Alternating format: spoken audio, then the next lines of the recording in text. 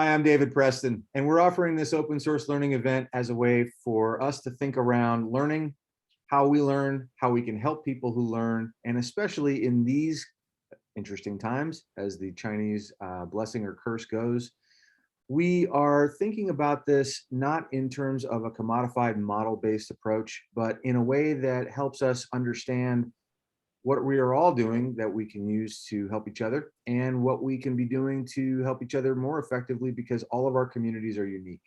So in true open source style, we can clone and copy the things that other people are doing that might be worth adopting, and we can fork those kinds of techniques that may work more effectively given our unique needs. And with us today to help us think our way around some of this stuff is Justin Reich. Justin is the Director of Teaching Systems Lab and Associate Professor of Comparative Media Studies and Writing at MIT, and the author of Failure to Disrupt. Justin, thank you so much for joining us today. Thanks so much for having me, David. So you wrote and published Failure to Disrupt at a pretty pivotal moment. You were working on it in March 2020. Yep, so the Harvard University Press sent me the page proofs for the book in March of 2020, right as the first schools in Washington State were starting to close in the United States. And, you know, the Failure to Disrupt is a book about the history of education technology and what we can learn from that history to help us make better choices about schools for the future. And so, you know, but I had this fear that, you know, the world was going to be undergoing this really profound change because of the pandemic. And was the advice in the book going to be wrong? Are there going to things that seem sort of totally embarrassing 6 months later or something like that, when the book came out in September of 2020? And I read the book again pretty closely. I had a couple of colleagues read it again pretty closely, and we decided not to change anything. Because the heart of the argument is that if you want to make good guesses about what the future of education looks like, you should look to the past. There's a lot that history can tell us, and I think that that served readers well to adopt that approach. Well, I love the fact that you brought to light things like, you know, video telephony. Video conferencing is only about 100 years old, and the radio was going to solve inequality and all of these things. But before we get into the goodies, it's very easy in this day and age to see all of the exclamation point based persuasive messages the same. So whether it's marketing, whether it's culture warish, can you walk us through a little bit about I know you've had a lot to say about the Clay Shirky, Sal Khan sort of milieu. What was the promise of education technology, and what prompted you to write this book?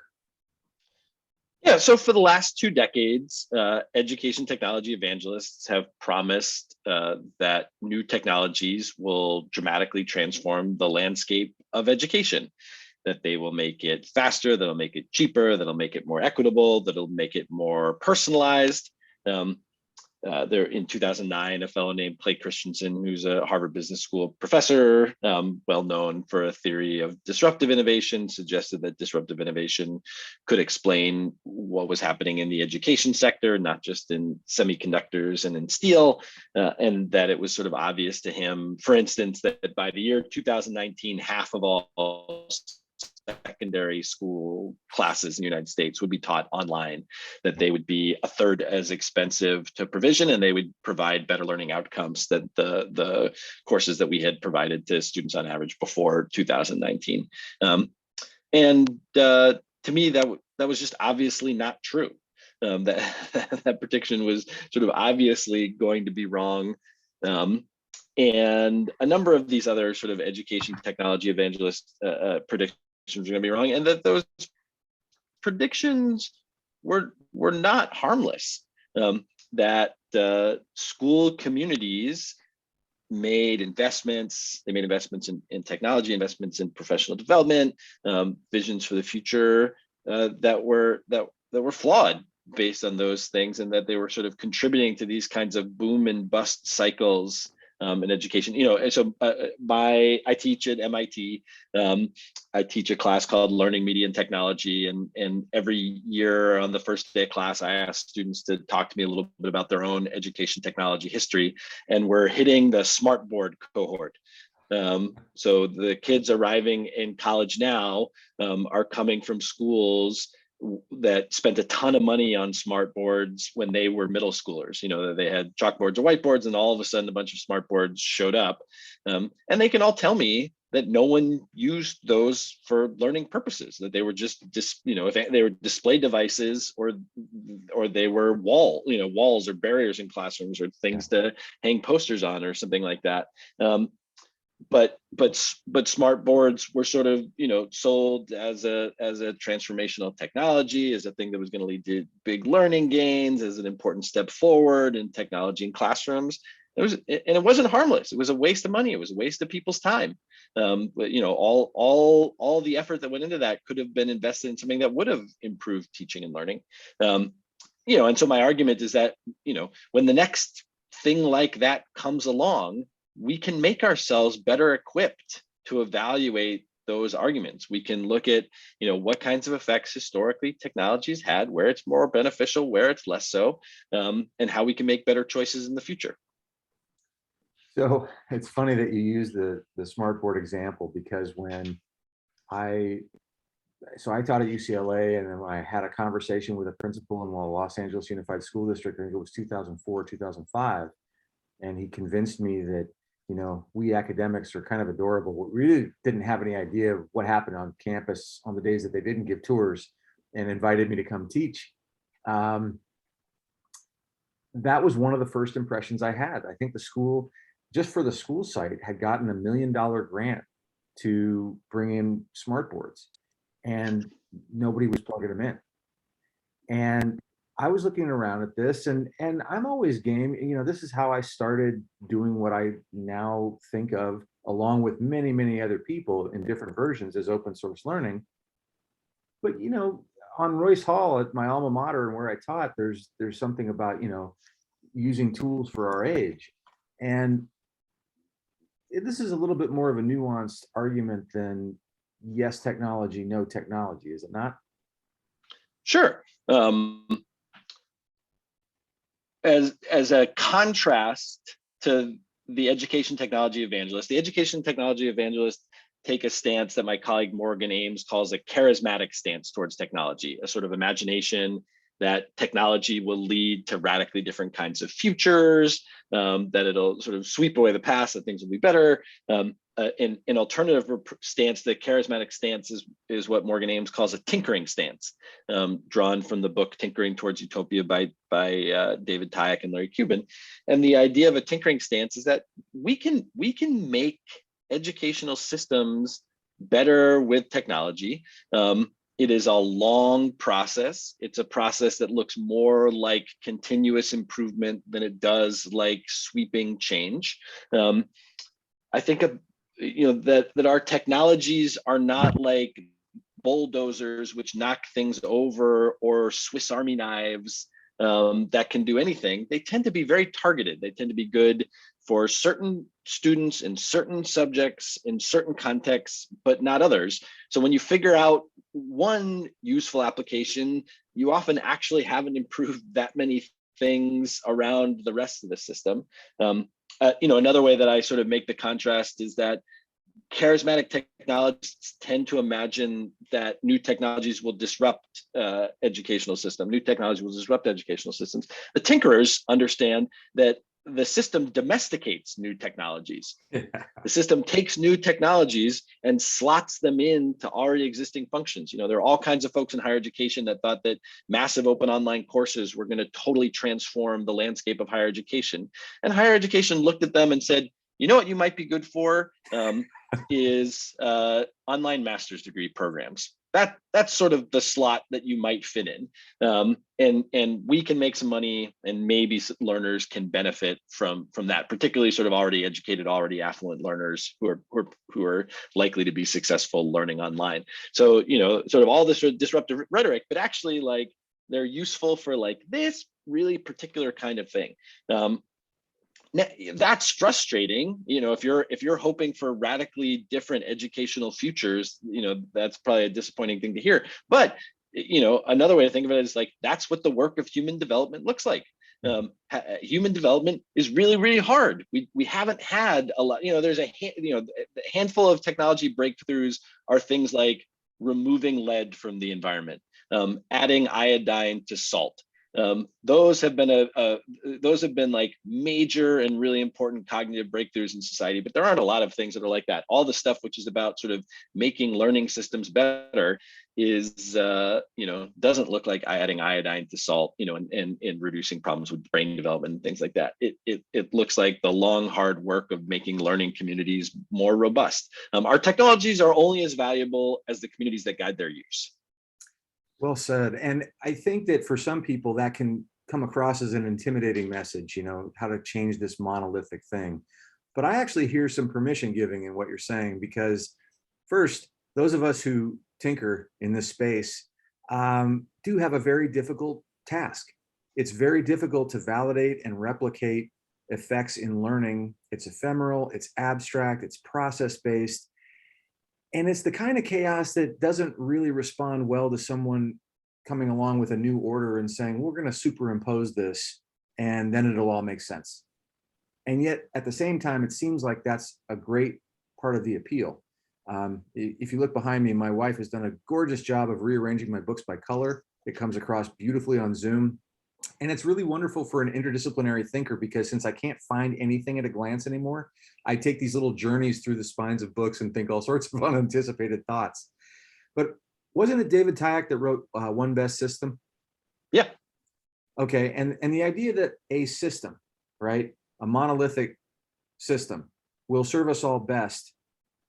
I'm looking at, for example, the progress of music over the centuries. So it started from this drum circle shared experience and evolved through all of these different media. You can own the same album in like 9 different formats. And now, as I'm watching you with your earphones and thinking about all the students wandering around in their own isolated acoustic environments, are we in a system, or are we in an ecosystem of what exactly? How do you see this? Because we've had this, my first career was as a management consultant, and people like to quote Peter Drucker, that culture eats strategy for breakfast, right? Problem is he didn't say or write that, but it's an appealing quote. And it seems to make sense. There's never been a decade when people looked at American schooling and said, wow, you're doing a crushing good job, keep it up. We've always been constructively dissatisfied, and yet the culture is so robust, it really resists change, in part because a lot of us encounter it as young people, think we understand it, and then go on to kind of create this intergenerational, what I call an intergenerational Stockholm syndrome. But now we're at a point where it seems like those conversations, when Sebastian Thrun makes a bold claim, or Sugata Mitra is another one that I've heard you quote, we don't even need school, we can just have a hole in the wall, right? There's an appeal to that leads some people to experiment in ways that pre-pandemic simply weren't possible. Getting rid of the SAT, that was going to be the earth opening and swallowing us all. So how do you see the experimentation now? And do you see any green shoots of things that are going really well?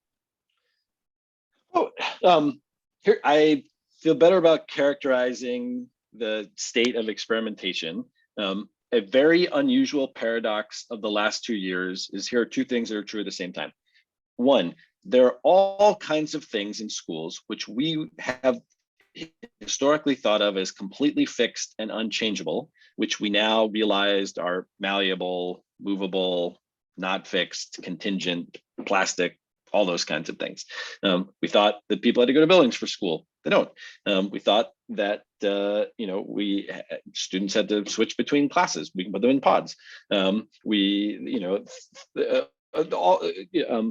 kinds of things have changed in schools. We were interviewing. We've done a bunch of work. You can find it at tsl.mit.edu/COVID-19.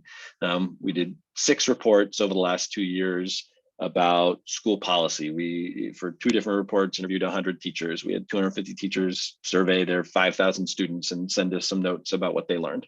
And, you know, as one teacher in Madison, Wisconsin told us, like, we know how to change. We've changed every 3 weeks for the last however many years, and we know how to change. And I think lots of teachers and school systems have that sense. Many more things are possible than we imagined. Here's another thing which is true. With all of those changes, we basically, anytime we had to reinvent school, we reinvented what we already had. When we switched to online pandemic learning, there were 2 technologies that were primarily used during the pandemic. One of them was learning management systems, developed in the 1960s and 1970s, commercialized in the 1990s, made open source in the 2000s. And it basically allows people to pass documents back and forth. And the second technology of the pandemic, which when it was introduced in the 1930s was called video telephony, what we're using now, video conferencing. They're 2 of our oldest, most established technologies. There was very little use of massive open online courses, of learning analytics, of artificial intelligence, of virtual reality, of XR, or any of the things that people might be saying are the future of education. Very little adoption of that. We picked 2 of our oldest technologies, and we primarily used it to replicate in-person schools online. There was still, you know, 1 teacher with 27 kids with 6 sections. Kids still had 47-minute class periods. They took 6 classes a day. There's a few places where you found variation on that, but the variation was modest. You know, I'm aware of a handful of high schools that switched from year-long classes to semester, you know, take 3 semester-long classes rather than 6 year-long classes or something like that.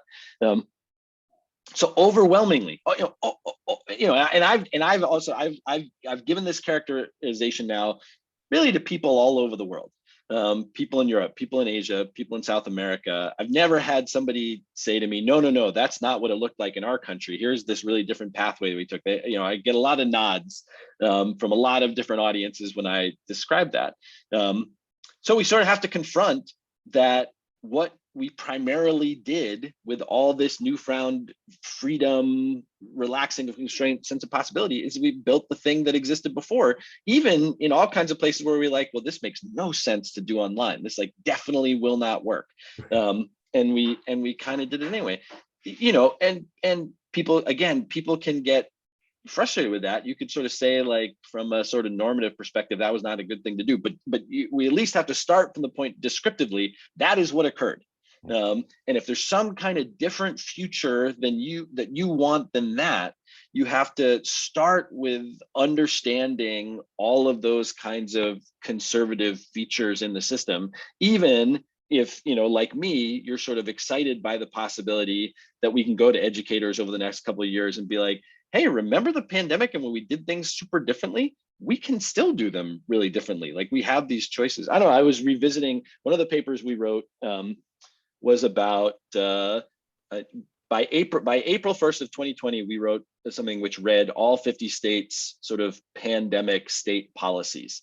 And people imagined all kinds of possibilities in that very first moment. You know, what would home-based learning look like? You know, what does enrichment look like? What does personalization look like? How do we emphasize, you know, grace and flexibility and all kinds of values which are not historically associated with our education system? So the possibilities are out there, but they were very quickly domesticated by a conservative system. So I'm smiling for so many different reasons, Justin. I appreciate it. I'm glad you're smiling. Well, I'm smiling partly because, you know, we haven't had, I love the fact that we're in a space where, and living at a time where you and I have never met in person. We've exchanged some tweets, we've exchanged a couple emails.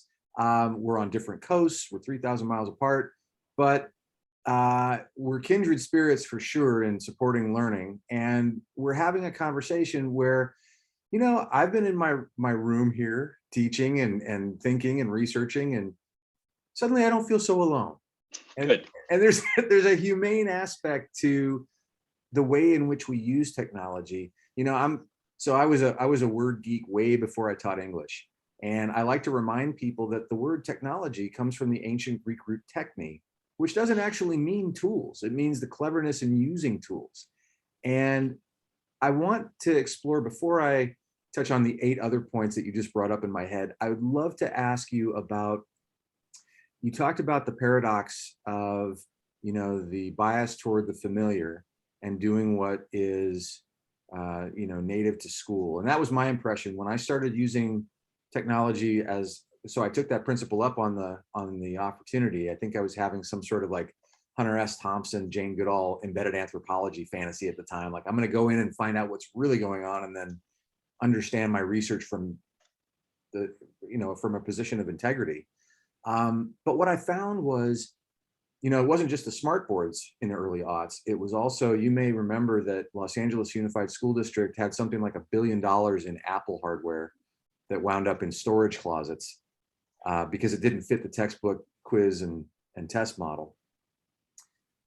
So the 2 questions I have in mind for starters are, number one, you talk about the paradox between doing the things that are familiar that we can adopt because they are familiar, but they don't really move the needle or change conditions for learners, and things that are so far afield that they're confusing. And I'm wondering if you have, since writing the book, have you found any sweet spots around that, or is it still pretty much just a matter of finding the others and the exceptions proving the rule? It's I refer to that in the book as one of the 4 as yet intractable dilemmas. That there are certain problems in education technology that we have not developed really strong solutions for. So the idea of the curse of the familiar is that schools are pretty good at adopting technologies that digitize existing practices. The problem when you digitize existing practices is that you don't have anything actually different happen in schools. Maybe the most widely used piece of educational software in the country might be Quizlet, which has something like half of all high school students in any given month logging in. Quizlet makes flashcards, digital flashcards. If you got a bunch of educational experts sitting around a table and said, what are the real problems that America's education system faces, there'd be no one who raised their hand and said, we have a dearth of flashcards in this country. There's real lack of access to flashcards. But Quizlet is enormously popular because it does a thing that people know how to do, and it helps and makes some of that a little bit more efficient. Memorizing things is good. That's we need stuff in our brain to be creative and things like that. But it's also not going to substantially change education. By contrast, when we build really cool, really different things, I think a good canonical example is the Scratch programming language and computational creativity community. Schools really struggle to figure out how does Scratch fit into what they're doing. It's a really different way of thinking about learning, publishing, evaluation, all that kind of stuff. And so they don't know exactly, what schools do then is they either reject things like that, or they take it and you watch teachers teach with Scratch, and instead of inviting young people to be computational creators moving in their own direction, you see a lot of instruction with Scratch where it's like the teacher posts a recipe on the board and the students copy it, sort of exactly the opposite of Right. what the Scratch developers hoped would happen. So that's the curse of the familiar, is that you can either adopt things that we already know how to do that don't really make that many improvements, or we can come up with really cool things that could lead to really different teaching and learning, but then schools won't know what to do with it. The pathway through that, as far as I can tell, I don't think there are a ton of great examples of this, is one, you want to introduce people to familiar things and help take them to new places. So a product that does that really well is Desmos. To some extent, you can use Desmos, which is this free online graphing calculator, just as a TI-84, as like a calculator. You could be like, this is how it does everything that that your Texas Instrument device does, except it's free. It's funded in a different kind of way that doesn't require consumers to pay for it. That's huge and really important. But from there, Desmos is also a really sophisticated modeling tool that can help you think really differently about how you teach and learn math in very powerful ways, making mathematics visible, all this kind of stuff. The other thing about, and Scratch has versions of that. Scratch has been thinking a lot about how do you bring people into a simpler version of Scratch go from sort of more familiar, more tractable places to more radical ones. Second is you just have to build learning communities of educators that can figure out how to use these new tools. If our tools are only as powerful as the communities that guide their use, then there's an enormous investment that we need to make in those communities. And you can see Scratch and Desmos, give talks in all 50 states, all around the world. They empower people in their community to share with others. They have, really active users in math education conferences and computer science education conferences within school districts, all these kinds of ways. And so it's through, it's really through changing communities that we change teaching. And the technology was an important catalyst for that.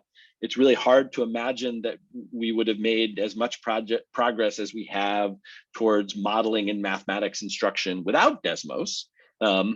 But they're really, it's not the technology alone. Dan Meyer and I who's chief academic officer at Desmos, have actually talked about this a little bit. He was on a podcast that we did where he said, I think the technology alone is enough to help people adopt these principles. And I don't think he's right there, although I think he's right about all kinds of other things. I think he gives too little shrift to the incredible work that he and others do to induct people into a community of folks who know how to do that kind of stuff. Yeah, it's almost like if you imagine a bunch of numbers sitting around, but nobody's talking about math. In an early talk I gave, a sharp piece of metal only becomes a scalpel or a shiv once it's in the hand of someone with intention and expertise. And you hit on something really important in terms of community and movement, because it seems like in the 20th century, we had at least choices. I'm hesitant about the name alternative, but I suppose it's true because they kind of reinforce the dominant, right? So you had Waldorf or Montessori or Reggio Emilia, and we had learner-centered models of curriculum and instruction. And I find it highly ironic that here we are, we've been, if people are still talking about 21st centuries, we're 22 years in, so you're pretty much at B- level if you do the math on the percentage of what's left of your century. And yet we don't really have any sort of national awareness building, or much less curriculum, around the technology that's been around for over half a century and has revolutionized the way we communicate and make decisions and process information in our daily lives, create relationships, vote. When you talk about Scratch or Desmos, have you seen anything in terms of, I've seen where we have this long litany of people for those of us in the know, right? So if you've studied education and the history of education, you might be thinking, well, Paulo Freire said there's no neutral, or Audrey Waters talks about being the Cassandra of technology, or Seymour Papert was doing all of this stuff. But for the popular culture and the practitioners in K through 12, much less higher ed, who's out there and what's happening around creating communities and movements democratically? Or is it just around the tools themselves that you see these initiatives? No, there's all kinds of great groups. There's a John Mehta and David Cohen wrote a great paper called "Why Reform Sometimes Succeeds," and they said, the educational system is pretty robust to substantial change, and so you'll see two kinds of things. One is you'll see niches where pretty different ideas are deeply adopted. Maria Montessori led to the creation of a bunch of Montessori schools, which many of which sort of faithfully embrace her ideas. The other thing that happens is that little bits of good ideas spread widely throughout the system. There's lots of little bits of Montessori all throughout schools. You'll find all kinds of manipulatives and all kinds of Montessori inspired practices, not within a Montessori type system. And so, again, this may not be happy news for people who want to see like huge changes across the whole system.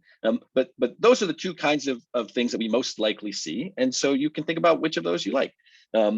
There are great networks of schools that do a great job challenging themselves and others to think about teaching and learning in new ways. I think the work of the consortium of schools and the Graduate School of Education at High Tech High in Southern California is really terrific. I think the big picture schools do really great things. There's a group called I think it's like NEF or something, but they're focused on workforce partnerships and schools that have apprenticeships woven in them, where I think a lot of young people have really great learning experiences. I think the International Baccalaureate Program has some great programs for thinking about improving education. My own view actually is I also don't think that much about exactly which of those systems is better. In my view, it's more important to get one system right than to get the one right system. There's more variation in quality within any approach to school than there is between the approaches to school. And you can have really, really good versions of lots of different types of schools. So to me, a great thing for schools to do is to think about like what kinds of networks do you want to be part of and who's going to support that. I think we moved to Vermont last year for 1 year during the pandemic, and I've worked with Vermont schools in the past. They have different challenges than other kinds of places in the country because Vermont, like some places, but unlike a lot of others, is rapidly depopulating. Young people move away. Many of their schools have decided that it's really important to have a place-based focused in their schools, in part because Vermont is a really special place, and in part because if young people don't have a really strong sense of place, they're going to move away, and these communities are going to disappear. That's a special challenge that Vermont has. Organizations that are doing really good place-based work, that they can sort of form networks around that. It might be, place-based learning I think is great anywhere. It probably seems less existential in Texas, where zillions of people are moving in all the time, or other kinds of things like that. And so anyway, it's just an example of how something that would be really important, maybe really central to one set of communities, it might be fine, but isn't as vital in the same kinds of ways. Yeah. So you said a couple other things I wanted to follow up on. I mentioned I had 8 questions. I'll only get to about 4 or 5 of them in that one riff that you said a few minutes ago. And one of them was about surveillance. And as it relates to equity, which I've heard you mention a couple of times, we hear a lot about the surface interactions between people, the interpersonal communication, about the use of racially charged triggering language in schools, or critical race theory. And I'm wondering what your take is.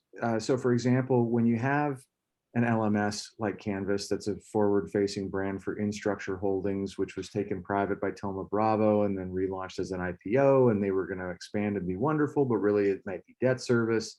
And now there's something like $4 billion in valuation.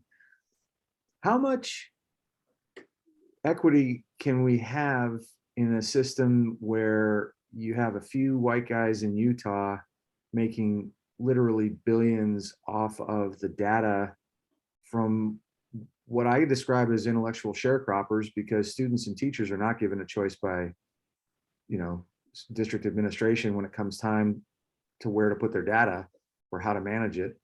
And so, yes, I'm coming into this question with a bias, but what's your take on it?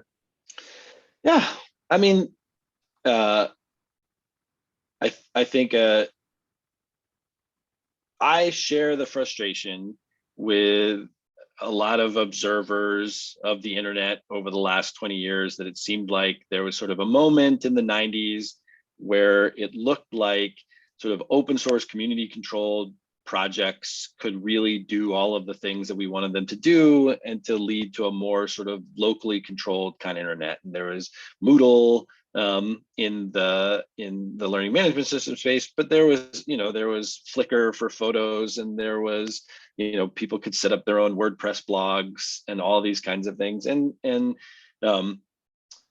consumers have very regularly moved off of, either never gotten onto those platforms or moved off of them in order to get inside proprietary software. And so, Facebook crushed logs, and Moodle is used in some places. But I've taught with Moodle and I've taught with Canvas, and there's a lot there's a lot of stuff that looks better and is a lot easier to do in Canvas. So there's a couple of, I think, important responses there. One is students and teachers often just don't have choices about these things because they're made at an institutional level. And so I think it can be really useful in the course of people's education to get them to reflect on these kinds of things. Why do we use this system? How is it constraining our learning? Like, what are the possibilities here and what are not? How can we try to do some things outside of this system, and help us think about it differently? That's worthwhile to do. A second thing is to recognize, like, there are probably ways that we as a society can have relationships with technology providers where technology provide, here's an argument. Anyway. There's a emerita Harvard Business School professor named Shoshana Zuboff who wrote a book called The Age of Surveillance Capitalism. And she says, basically, there's two things that we can do with data. And one of them might be pretty good because she's a capitalist. She works at the Harvard Business School. And one of them might be really, really bad, like human civilization dooming kind of bad. The pretty good one is companies take our data and they use it to improve their products. If Canvas goes and looks at how people use stuff and is like, oh man, if you're doing a speed grader run in batches greater than 20, boy, that's a lot worse than batches fewer than 20. Like, what if we found ways of helping teachers batch their grading into chunks of 20? Like, maybe that would be helpful to them. I don't know, that, some of that might be good.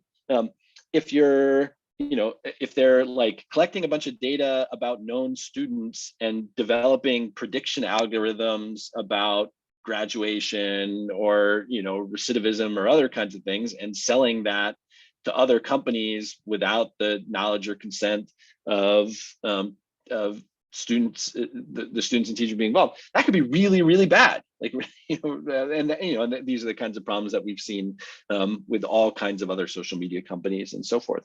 There's not much, the challenge is there's limited things that we can do as educators to address that. It's more stuff that we take on in our role as citizens.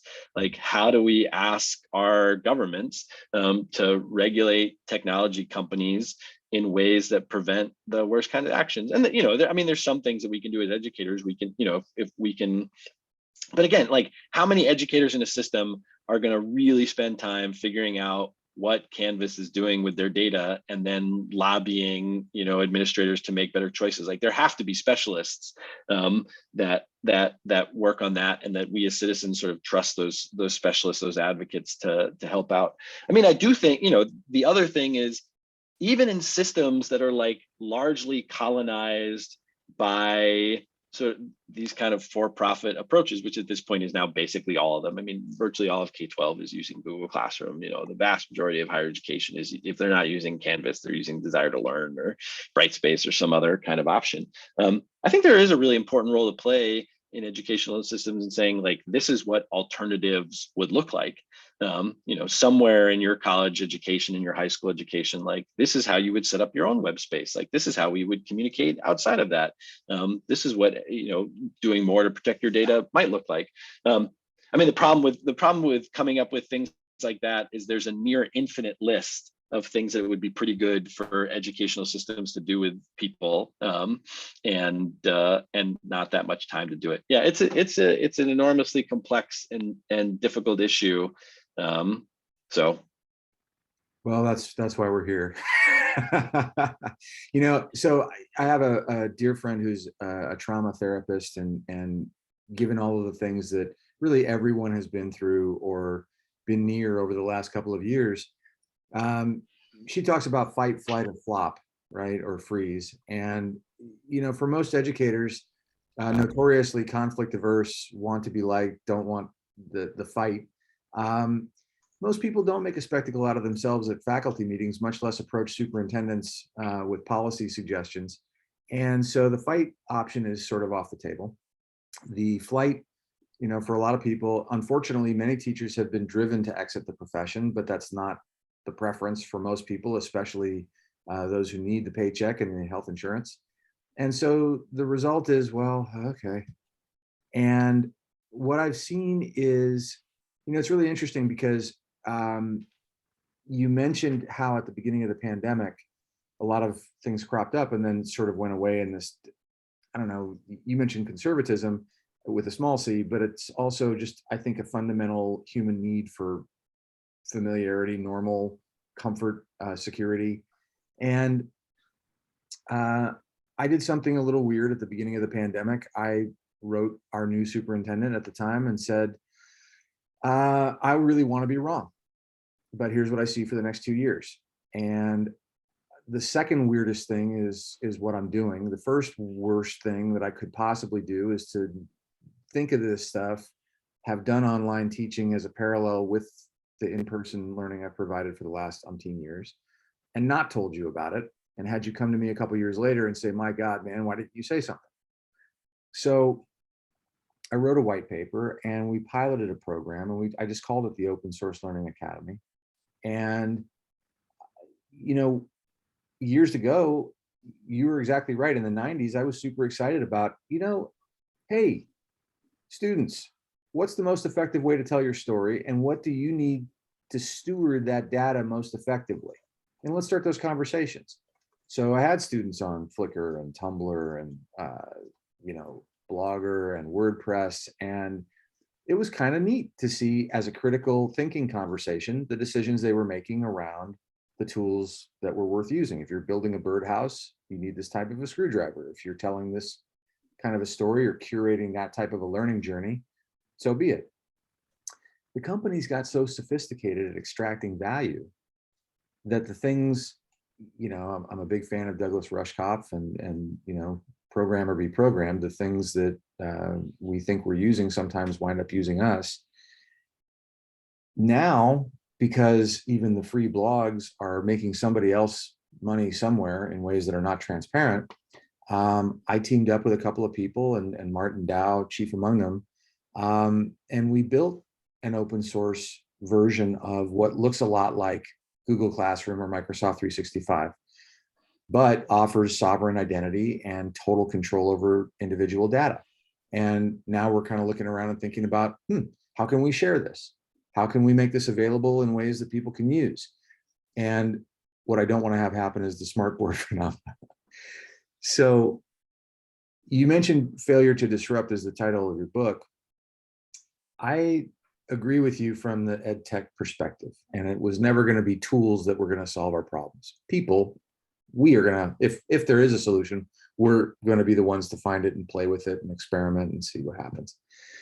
But disruption is, only increasing in my view. And I'm wondering what your take is on, okay, so maybe the pandemic, I hope, is getting to the point where it's manageable to resume at least some, normalcy in our lives. But what about climate events? What about, in just the last couple of days, another series of tornadoes has wreaked havoc in the Southeast. Food insecurity, housing insecurity, economic insecurity, an increased, political tension between governments and between individuals. We have more and more sources of questioning and parents not wanting to send their kids back to school, pandemic or no. And I'm wondering, in your research, what you see looking forward. Do you think that we're snapping back? Do you think that we're telling a story about normal over an actual case of disruption? How do you see things?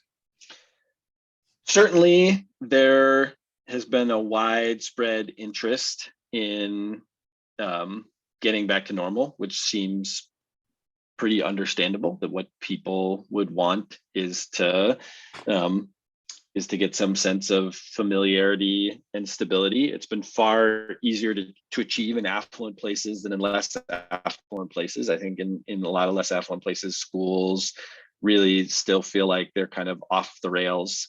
Hannah Jaffney-Walt, who's a reporter at WBEZ, just did a This American Life episode called School's Out Forever. where she sort of argues like there may be no going back to what school was. To me, in affluent places, I think that resonates less. I think there are a bunch of schools around the country where kids came back, they wore masks for a while, things were harder, there are more social problems and issues, but it was still like basically sort of a manageable school year. Hard for sure. I mean, hard for everyone. I think what I have been thinking about is there a way to harness that sense of we know how to change and to bring that to bear on improving schools?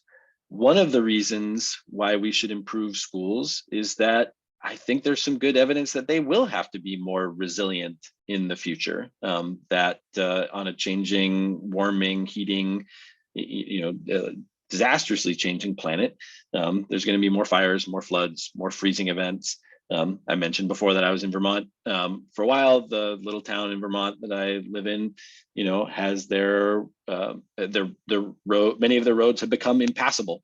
There was a really hard freeze, and then a lot of rain and a very fast snow melt. And they're having the worst mud season they're ever having. People can't drive to their homes and things like that. So one little tiny town in a place that you think would be relatively well protected from, it's not on the coast. It's not, sort of California mudslides, things like that.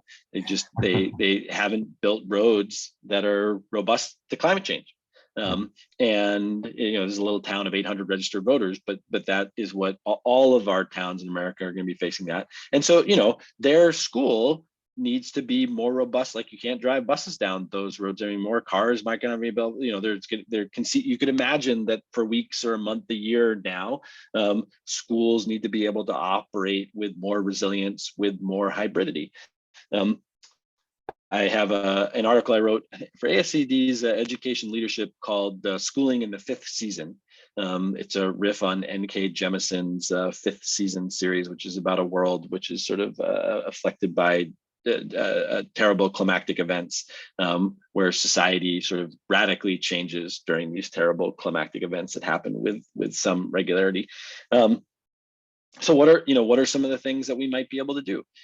Well, we probably ought to think about universal technology access. That's one starting point. Universal broadband, universal computer access. I mean, I think a really frustrating to me part of our response to the pandemic was saying, we need to do a lot more online learning. Schools, we need you to get technology, computers and connectivity to families. In the 19th century, when we decided that everyone needed to have electricity and lights in their homes, we didn't go to the local principal and the local superintendent and say, hey, we need you to get electricity out to these rural villages like that. There were federal efforts, there were municipal efforts. We cannot rely on schools to get broadband access to families with young children. There's other institutions in society that should do that. So broadband could be one of those components. We might start thinking about like, what are pedagogies that are robust to interruption? I don't think in the last 10 years, there's a lot of good evidence that suggests that sort of competency-based or mastery-based approaches are necessarily lead to better learning outcomes often and on average than other kinds of approaches. I think they're one potentially good way to organize schools. I think those approaches look more attractive in a world in which you expect interruption to be a much more regular feature of schooling. I mean, I also think outdoor education, we thinking about other, like if school buildings aren't going to be inhabitable, like what can kids do at home? Where can we have kids meet in other kinds of places that they would be able to be? When school buildings are too hot for people to meet, what else can you have them do and where can you have them go? One thing that good schools do already, but is another thing to be thinking about, is how can we do fewer things well? A feature of some of our highest performing schools is that they do a good job of focusing and going deeper on fewer things. If you're going deeper on things, when you have interruptions, you sort of miss edges of those features kind of rather than whole topics and units. So doing fewer things well is kind of another approach there.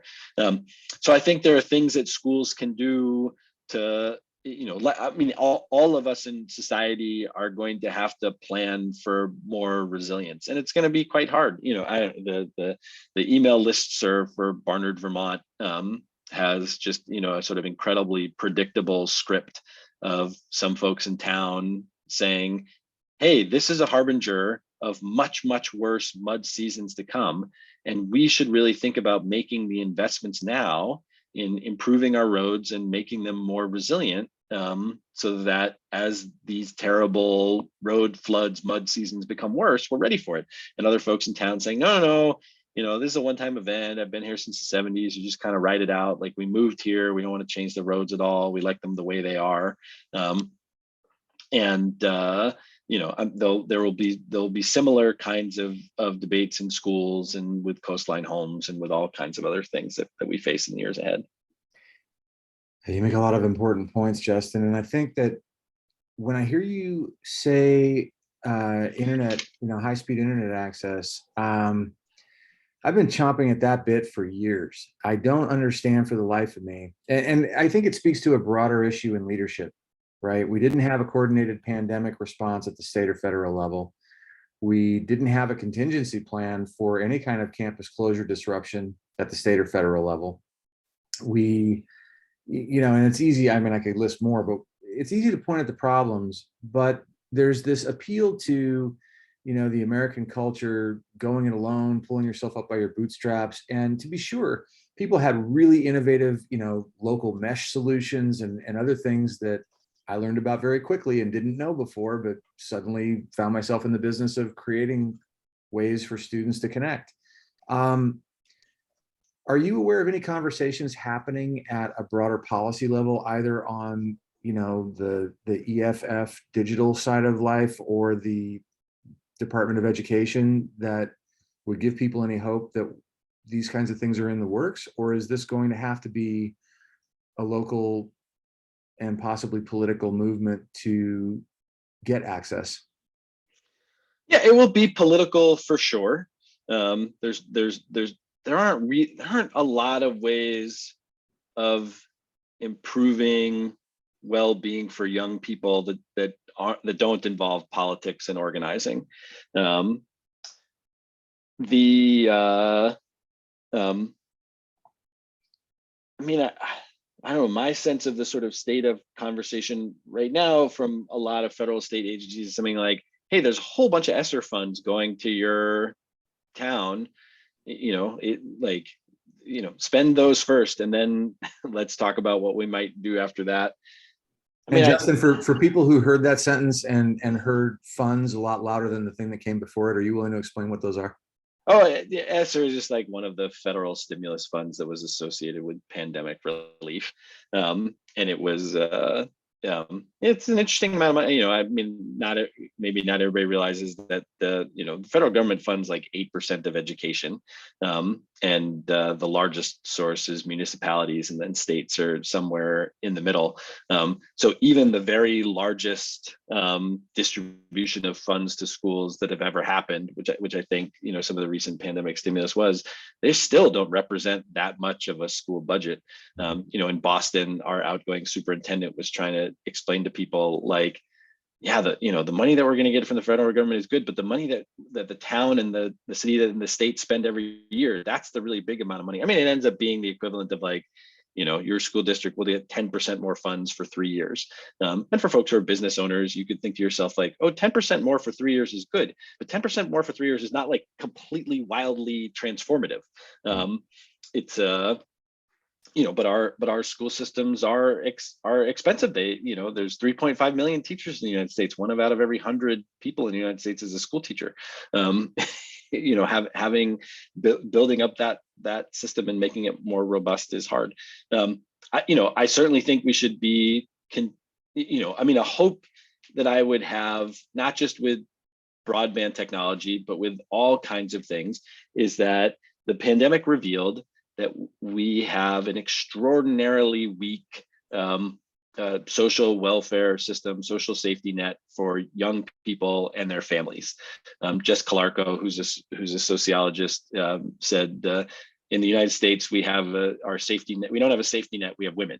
that basically like mothers take on extraordinary additional responsibilities, but really schools did too. If I were to add, schools took on all kinds of responsibility, for making sure young people were fed, for making sure they had safe places to go, for making sure they had clothes and other necessities. Somebody had the idea that like schools should be responsible for like improving the national, state, municipal technology infrastructure. Like schools are not institutions that have a real strong track record in supply chain management. It's not their, especially you can imagine. I have some colleagues at Harvard who run a group called the Ed Redesign Lab.